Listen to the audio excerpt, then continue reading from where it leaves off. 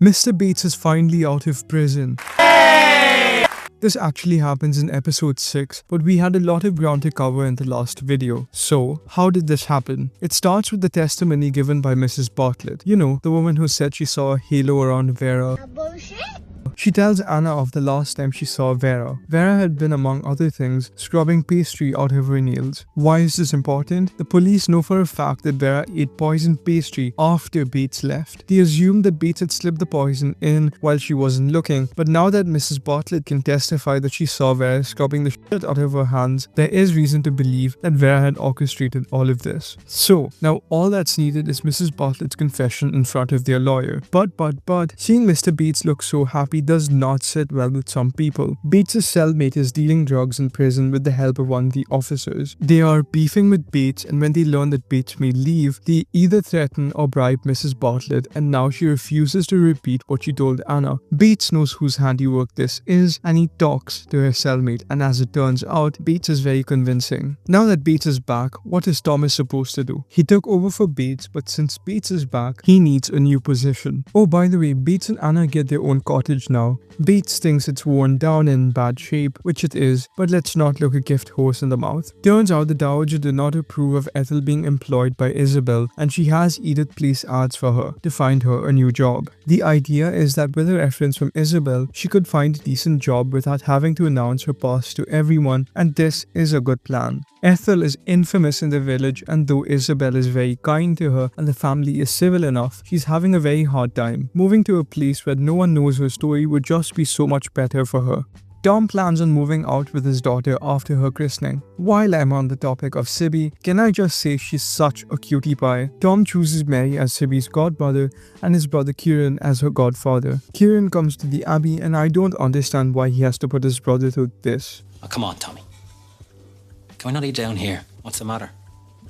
You're too grand for them now. But you know what? Having embarrassing family members is such a real thing, and though most of his conversations with the family are awkward, he and Robert both find something to laugh about. A mass once in Rome, it was more like a gymnastic display.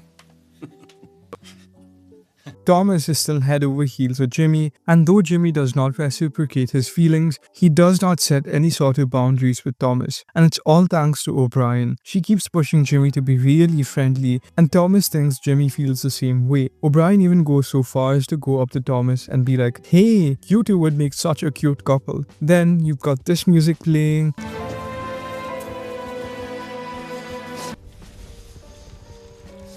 And he goes up to Jimmy's room and tries to make out with him, and guess who walks into the room? Alfred. Alfred runs out, and Jimmy makes his feelings very clear. Of what you said, because of all there is between us. There's nothing between us except my fist if you don't get out. Alfred tells his aunt what he saw, and this is everything O'Brien's hoped for. She makes sure that he understands that Mr. Carson will not take kindly to the idea of Alfred knowing what happened and not mentioning a word. Alfred tells Carson, and Thomas finds himself in front of the butler. He truthfully says that Jimmy is innocent, and Carson decides to think it over. Matthew is now fully challenging Robert and their agent Jarvis on the running of the estate. Robert and Jarvis insist on throwing a hissy fit and refuse to take any accountability, so Matthew has to bring their lawyer Murray to fight his corner. Matthew accuses Jarvis of mismanaging the estate, and Jarvis quits. Violet sees more of an opportunity, and she insists on making Tom the agent. This would give Tom a real reason to stay at Downton with his daughter. Tom accepts the job but refuses to stay at Downton.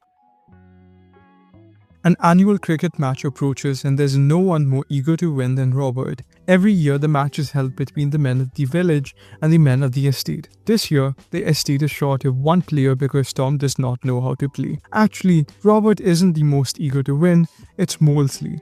I love this scene where he's talking Mrs. Patmore's ear off, and she's like, yeah, right. I think cricket's like anything else. When you learn it as a child, there's an understanding that is hard to come by later. Violet's great niece, Lady Rose, is coming to Downton. Her parents are Hugh and Susan McClare, the Marquess and Marchioness of Flintshire. Susan is Violet's niece through her mother. The McClares have official postings in service of the British Empire, and so they often go abroad and usually leave their daughter behind. This time they've left her in Violet's care. Carson finally comes to a decision on the Thomas situation. Thomas is to leave Downton with a respectable reference. O'Brien isn't going to let Thomas get away with it so cleanly. She pushes Jimmy to demand harsher punishment, convincing him that staying quiet would make him look like he was okay with what happened. Jimmy demands Thomas receive no reference or he'll go to the police. That's jail or joblessness. Carson does let Thomas stay at Downton until he figures something out. Edith, Mary and Matthew are planning to go down to London since they all have business to attend to. Rose begs the elders to let her out so she can plan a surprise for her mother. Ethel goes through responses to the ad, but she does not find any offer satisfactory except this one woman living in Cheadle, but she lives too close to the Bryants and that would be a problem. Violet calls on Mrs. Bryant to come over and make her feelings clear on the matter. She has no objections to Ethel working there and even encourages the idea of Ethel visiting Charlie, and so with that Ethel gets her happy ending. Rose, as it turns out, was up to something. Rosamond had organized a dinner they all were supposed to be at, but it seems that Rose had forgotten the time. Mid-dinner, the taxi driver who gave Rose a ride pulls up to return her scarf and explain her whereabouts. I don't know why he's getting grilled, like he only did what he was supposed to do. The Blue Dragon. And what sort of club is that? Well, you know. That's the point.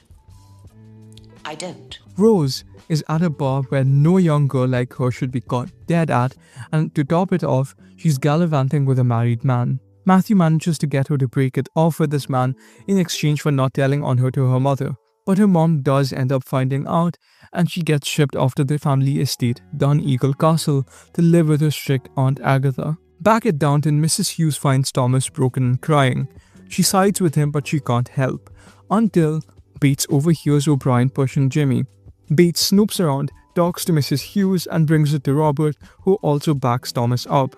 Bates tries to get leverage on O'Brien to get her to back off from Thomas, but Thomas is just so beaten that nothing comes to mind, and then he remembers. O'Brien is invited to the Bates home and Bates tells her to drop it. Initially she's reluctant, but then she starts singing a very different tune. She tells Jimmy to let it go and he does. I want to take a moment here to talk about this Thomas situation a little more.